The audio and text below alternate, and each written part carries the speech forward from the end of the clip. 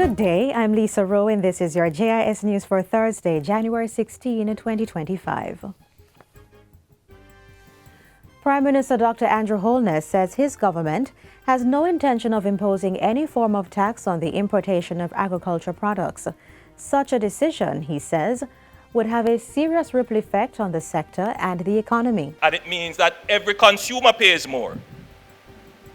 And even if you were to take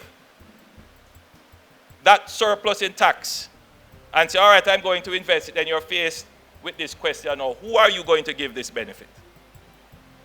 Should we give this benefit to the poultry industry versus the goat industry?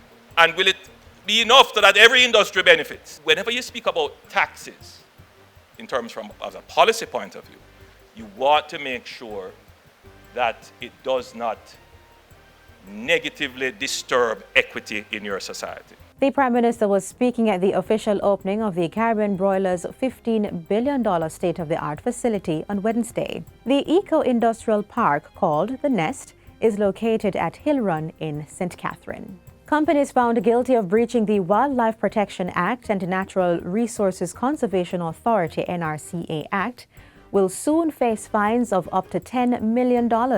Amendments to both pieces of legislation were approved by the House of Representatives on Tuesday to allow for the increased fines and related custodial sentences. Minister with portfolio responsibility for the environment, Matthew Samuda, says the amendments are necessary as the prior provisions did not consider proportionality in prescribing the level of fines compared to the offenses. It also seeks to address the alarming trend of environmental crimes growing at an annual rate of 5 to 7% globally. A similar trend is observed in Jamaica with respect to environmental crimes. There has been a significant and steady increase in the number of environmental offenses over the last 2 decades. One of the main reasons for this increase has been attributed to the low level of the penalties for offenses under the NRCA Act and the WLPA. It is widely recognized that the level of fines under these two pieces of legislation currently do not act as a deterrent to non-compliance. The penalty for discharging sewage, trade effluent, or any poisonous, noxious, or polluting matter without the requisite license or in contravention of its terms has moved from $100,000 to a maximum of $5 million or imprisonment not exceeding 5 years.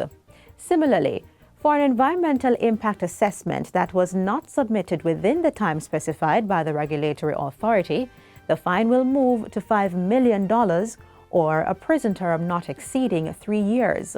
Additionally, it is noted that the imposition of criminal sanctions is only one but a key element of the regulatory toolkit to foster compliance. To be effective and efficient, colleagues, imposition of criminal sanctions must be coupled with an increase in enforcement action by NEPA, including the identification and apprehension of offenders in a timely manner. Since its promulgation in 1991, the NRCA Act has never been amended until now, while the WLPA was last amended in 1998.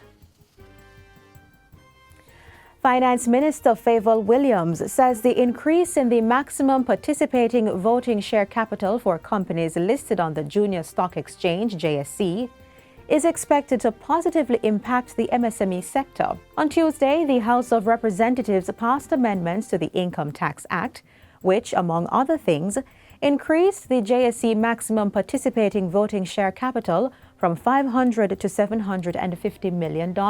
Minister Williams reiterated the importance of the policy change to the growth potential for micro, small, and medium-sized enterprises during Wednesday's post-cabinet press briefing. It will broaden the scope for more MSMEs to benefit from the suite of incentives afforded.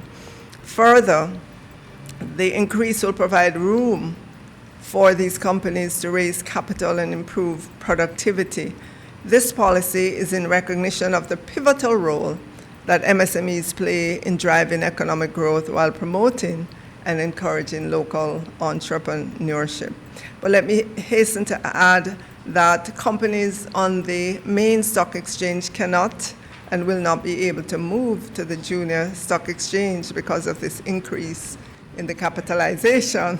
The 48 companies currently listed on the junior market benefit from a range of tax incentives, which include conditional relief from income tax payments, as well as exemption from transfer tax and stamp duty on transfer of shares.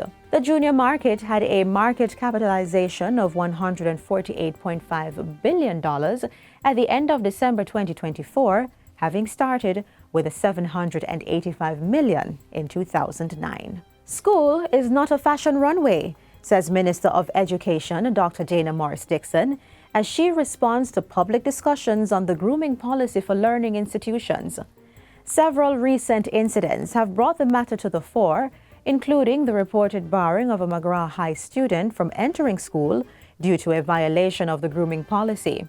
During this week's post-cabinet press briefing, the Education Minister explained that the ministry's primary focus has been and remains on fostering an environment of learning and maintaining order within schools. And we also understand that as young people, they want to express themselves in different ways. And, it may be in hair, in dress, in other things. But the key thing we know is that school is not a fashion runway, right? School is about a place of learning. And for us, our focus is on learning in our schools and ordered learning in our schools. She explains that an updated grooming policy has been drafted and shared with all relevant stakeholders to clarify expectations for students. And so we have a grooming policy. We actually have another one that has been drafted, updated, based on, for example, one court case that we had. And that has been doing the rounds. It was circulated with the principals. It was circulated with the student council members. So the students have a voice with the churches. So everybody has been looking at this policy of grooming. Dr. Morris-Dixon assures that the ministry will continue to engage all stakeholders to establish suitable grooming protocols while prioritizing the educational needs and well-being of students. And finally, the Kingston and St. Andrew Municipal Corporation, KSAMC, will be hosting a series of workshops and meetings on event stagings and execution over the coming months. Mayor of Kingston, Andrew Swaby, revealed the plan during Tuesday's meeting of the KSAMC. This will include a session with promoters to set clear standards for events held in Kingston, separate workshop with production crew, and a dedicated workshop for venue operators. Additionally, we will host discussions with round-robin organizers and small events promoters to ensure inclusivity. We are not excluding anyone. Both large and small promoters have the support of the KSAMC. He says the focus is not only on revenue, but also maintaining safety, order, and a proper city management. By fostering collaboration, setting standards, and supporting events organizers at all levels, we will continue to position Kingston as a premier destination for large and small-scale events, reaping rewards for our city and its people. And that's it for JIS News Today. I'm Lisa Rowe. Thanks for watching.